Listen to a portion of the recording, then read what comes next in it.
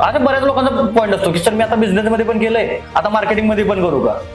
हे लक्षात ठेवायचं नेहमी, तुम्ही बिझनेसमध्ये भले पैसे कमी करा खर्च, पण मार्केटिंग मध्ये जेवढा जास्त खर्च तेवढा जास्त बिझनेस.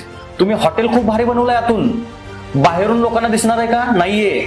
बाहेरच्या लोकांना जोपर्यंत तुम्ही आत घेऊन येणार नाही तोपर्यंत ते लोकांना दिसणार नाहीये. म्हणून समजून घ्यायचं, जोपर्यंत मार्केटिंग कस्टमरला अक्वायर नाही करत, कस्टमरला तिथे पण घेऊन येत नाही, तोपर्यंत कस्टमरला दिसणार नाही. त्याच्यामुळे लक्षात ठेवायचं, नेहमी बिझनेस करताय, नेहमी बिझनेसच्या 60% मार्केटिंग कॉस्ट असलीच पाहिजे, तर बिझनेस ग्रो होतो. आणि आपली माणसं उलट करतात, 80% खर्च करायचा ह्याच्यावरती, मार्केटिंगला स्पेंड 2% करायचा. काय बिझनेस होणार आहे? इतना ज्यादा दिखेगा उतना ज्यादा बिकेगा.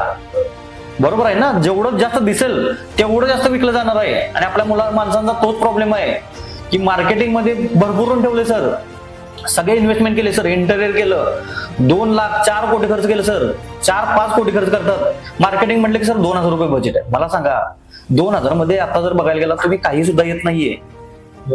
मार्केटिंग स्पेंड तुमचा जास्तच असलं पाहिजे, तरच बिझनेस होतो.